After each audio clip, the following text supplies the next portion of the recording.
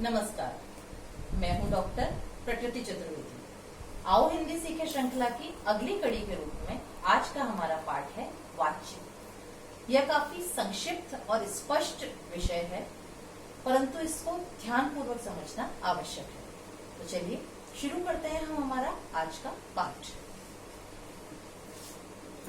वाच्य, इसे अंग्रेजी में वॉइस कहा जाता है। इसकी हम सबसे पहले परिभाषा देखते हैं कि वाच्य किसे कहते हैं।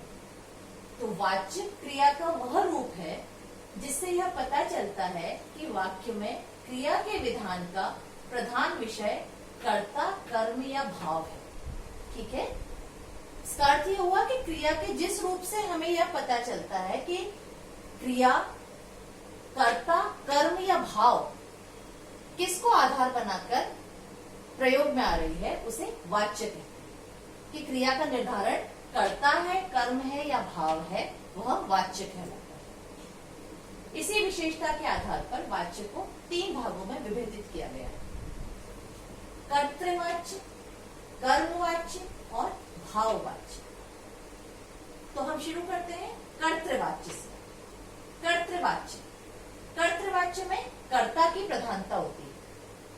तो इसमें क्रिया का जो लिंग और वचन है वो कर्ता के अनुसार निर्धारित होता है। क्रिया का जो लिंग और वचन है वह कर्ता के अनुसार निर्धारित होता है और इसमें सकर्मक और अकर्मक दोनों क्रियाओं का प्रयोग किया जाता है। ठीक है, इसकी विशेषताएं आप ध्यान से समझिए, क्योंकि इन्हीं विशेषताओं के आधार पर आप पहचान पाएंगे कि ये कर्तृवाच्य है, कर्मवाच्य है या भाववाच्य है। तो कर्तृवाच्य में सकर्मक और अकर्मक दोनों क्रियाओं का प्रयोग किया जाता है। कर्ता या तो परसर्ग रहित रूप में प्रयोग में आता है, या जो उसका परसर्ग होता है ने, कर्ता का परसर्ग ने होता है, वो अपने ने परसर्ग के साथ में प्रयोग में लाया जाता है। इस वाच्य में से और के द्वारा परसर्ग का प्रयोग नहीं किया जाता और सक प्लस क्रिया का प्रयोग समर्थता या असमर्थता प्रकट करने के लिए किया जाता है। सक यानी जा सकता हूँ, जा सकती हूँ। तो ये समर्थता या असमर्थता प्रकट करने के लिए क्रिया के साथ में सक का प्रयोग किया जाता है। तो इन्हीं विशेषताओं को अब हम उदाहरण की सहायता से समझने का प्रयास करते हैं। पहला उदाहरण है हमारा, राधा माला बना रही है। तो इसमें कर्ता कौन है? राधा। क्रिया क्या है इसमें? बना रही है। तो राधा क्या है? एक वचन स्त्रीलिंग। राधा क्या है हमारा? एक वचन और स्त्रीलिंग। और बना रही है, ठीक है, राधा माला बना रही है। तो बना रही है भी क्या है हमारा? एक वचन और स्त्रीलिंग।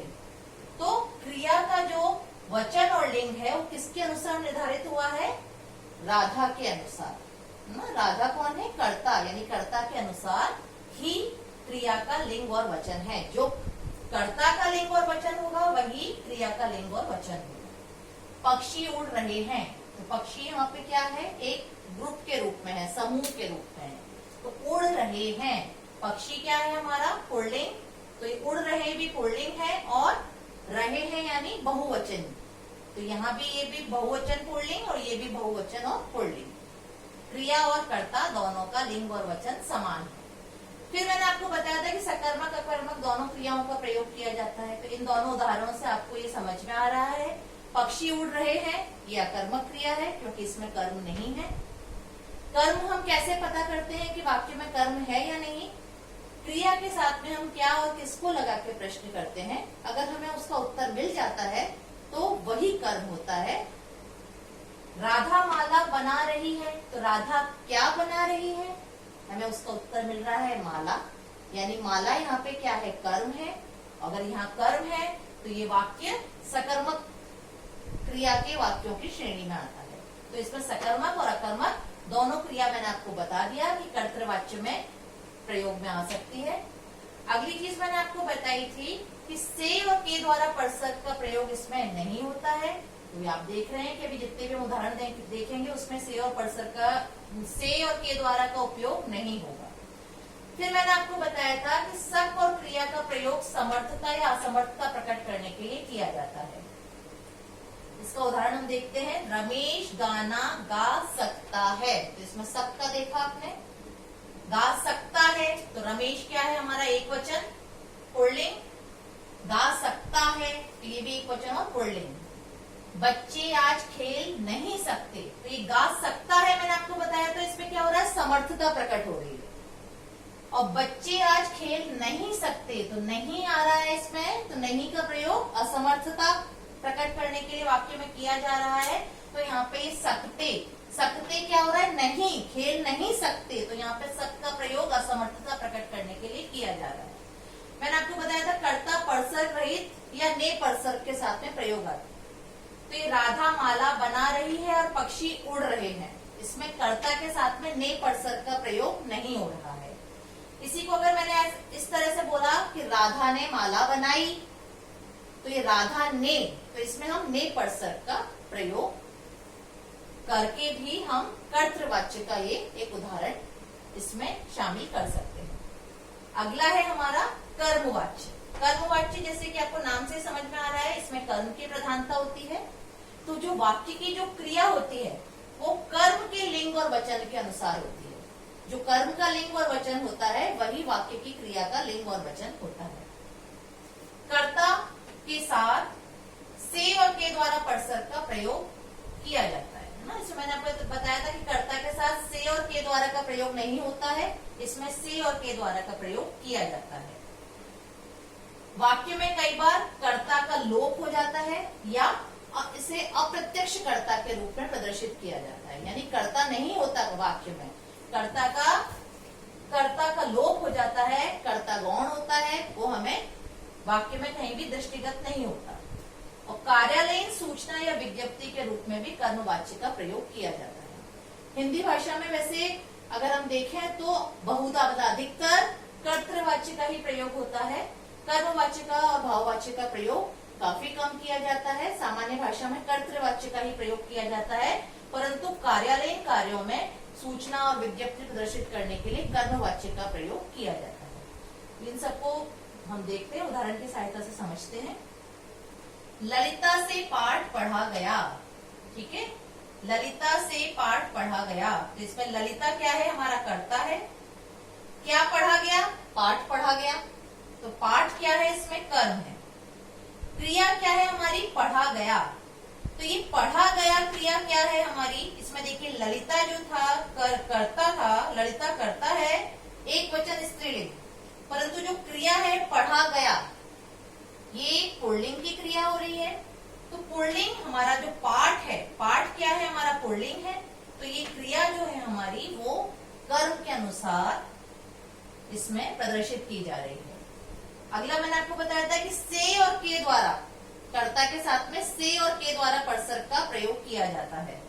तो मीना के द्वारा मूर्ति बनाई गई, के द्वारा का उपयोग हो गया आपका, ठीक है, मीना के द्वारा मूर्ति बनाई गई, तो इसमें प्रधानता किसकी है, मूर्ति, मूर्ति हमारा इसमें कर्म है, तो इसमें कर्म प्रभावी है, कर्म की प्रधानता है और के द्वारा परसर्ग का उपयोग किया जा रहा है। मजदूरों से पेड़ नहीं काटा जाता, इसमें क्या है, कर्ता के साथ, इसमें से, कर्ता के साथ में से परसर्ग का प्रयोग किया जा रहा है, परंतु प्रधानता किसकी है, पेड़ के काटना है। इसमें वाक्य में प्रधानता किस चीज की है, पेड़ काटने की, यानी पेड़ कर्म की प्रधानता है।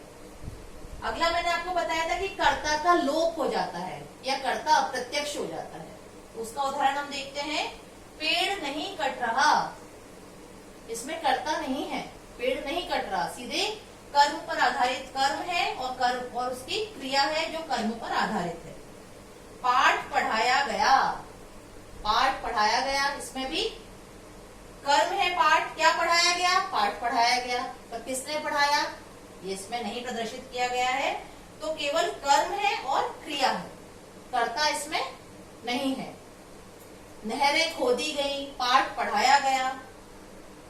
अगला मैं आपको बता रही हूँ, मैंने आपको बताया था कार्यालयीन भाषा में कि कोई भी सूचना या विज्ञप्ति देने के लिए भी हम कर्मवाच्य का प्रयोग करते हैं।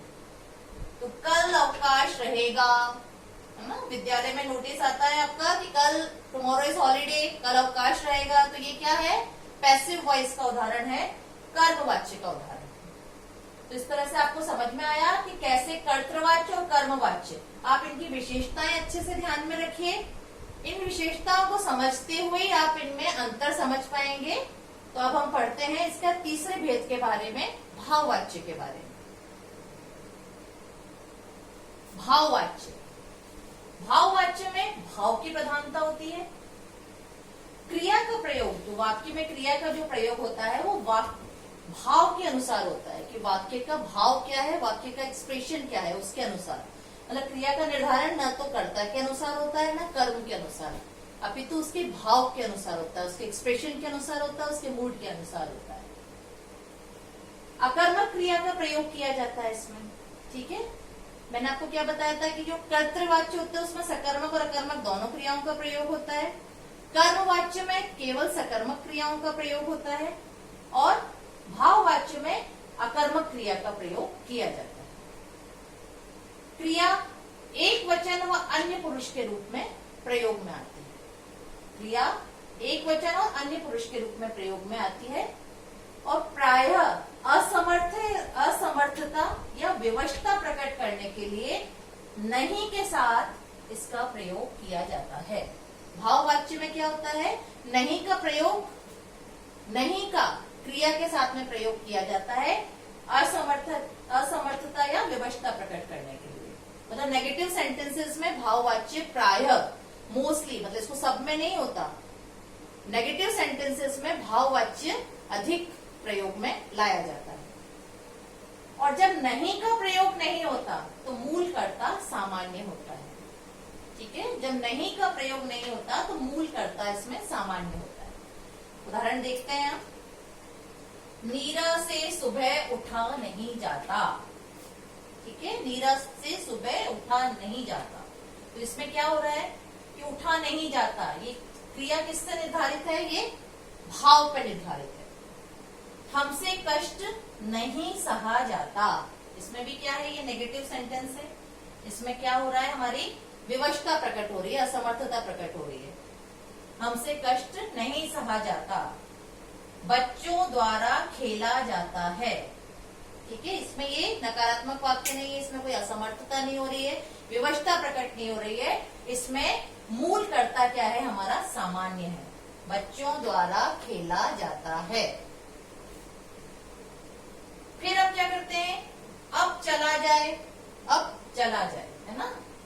चलो ऊपर सोया जाए, अब चला जाए, चलो ऊपर सोया जाए। इसमें क्या है, मतलब कर्ता आपको कहीं दिख ही नहीं रहा है, कर्ता आपको कहीं नहीं दिख रहा है। और इसमें क्या है, ये अकर्मक क्रिया है, कर्ता का इसमें लोप है। ये भाववाच्य में आपको मतलब मुख्य बात क्या रहनी है कि इसमें भाव की प्रधानता होती है। सबसे बड़ी बात कि इसमें भाव के अनुसार क्रिया का निर्धारण होता है। और दूसरी बात ये कि अधिकतर ये नकारात्मक, नेगेटिव सेंटेंसेस में यूज होता है, पर ये प्रायः होता है, हमेशा ऐसा नहीं होता है। केवल यही ध्यान देना है हमको कि इसमें भाव की प्रधानता रहती है, अकर्मक क्रिया का उपयोग होता है और एक वचन और अन्य पुरुष का रूप में इसका प्रयोग किया जाता है। तो आशा है आपको ये विषय अच्छी तरह समझ में आया होगा। अगले विषय में मैं आपको वाच्य के रूपांतरण के बारे में बताऊंगी। तो आप अच्छी तरह से इनको पहचानने का अभ्यास करिए ताकि आप उसका रूपांतरण अच्छी तरह समझ पाए। नमस्कार।